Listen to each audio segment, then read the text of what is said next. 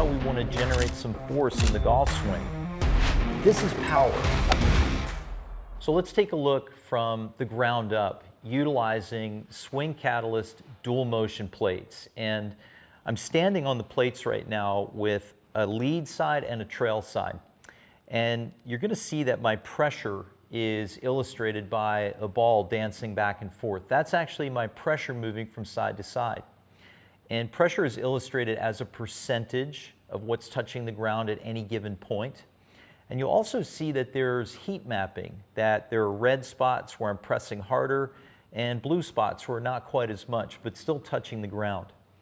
And an important thing about understanding your starting point with your pressure is where it is from side to side and heel to toe.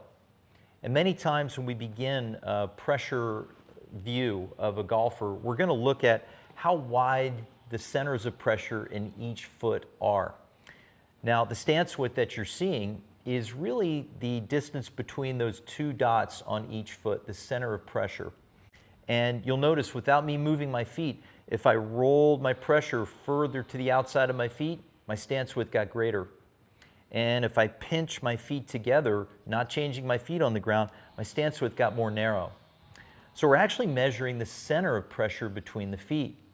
And there's a line that connects those two dots. And we call that a line of force. So I can only shift pressure between those 2 points. If I put pressure on my left toe and my right heel, notice I can only move pressure between those 2 points. And so no matter where you do put that line, that's the direction pressure will shift. You'll also notice that when I'm doing this motion, my body is not really doing a lot of moving, but the pressure is really dancing back and forth from foot to foot. This is pressure shift, not weight shift. So my mass of my body stays relatively centered, and I can move pressure easily from foot to foot.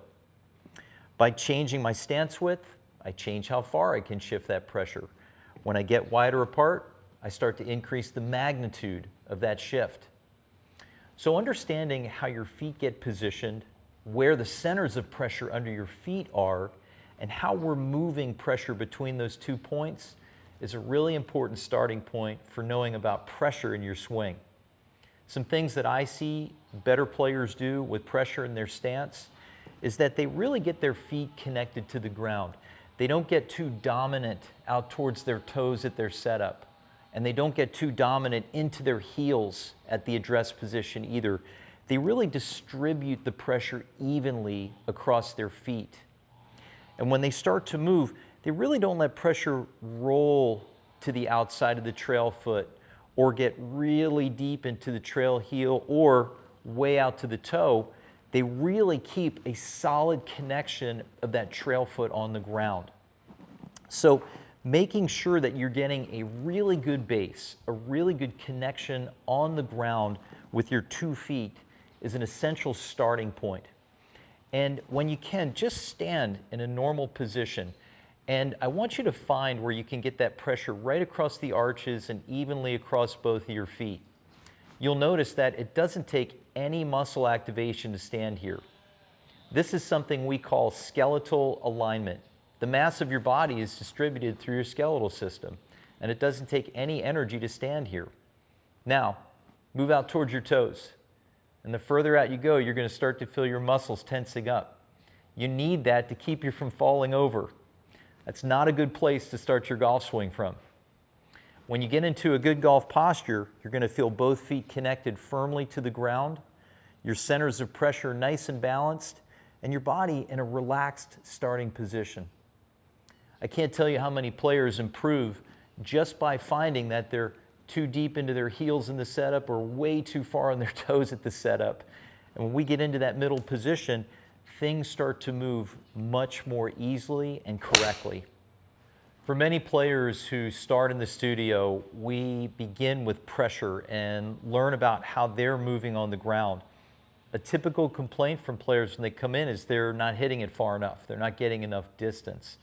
And one thing I can see at the start of the golf swing, once we get their feet balanced and on the ground correctly, is if any pressure is moving.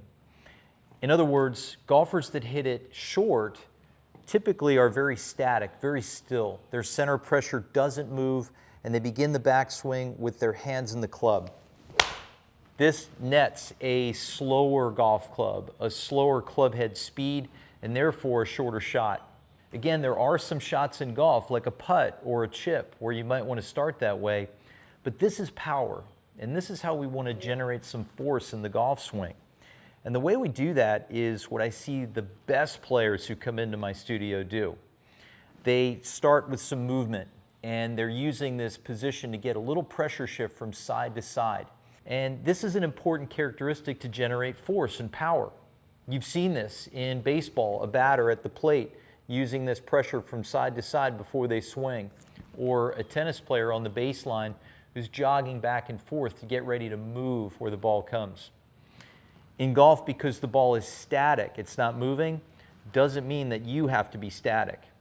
One thing I like to say is that we're settling into the shot, but we're not getting completely still. What I'd like to see is that when you set your feet, just get used to bouncing a little bit from side to side. This is an effect that I call jogging.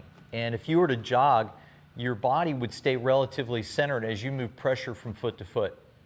So jogging can happen in your golf setup. When your club goes down, we're just gently moving pressure from side to side. So as I settle and move a little pressure from foot to foot, I'm going to start pushing from my lead foot to the trail foot.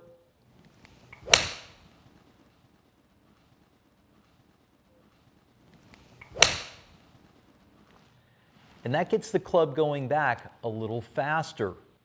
Making the club go back a little faster helps the mass of the club get further back, which gives it more time to accelerate to the ball.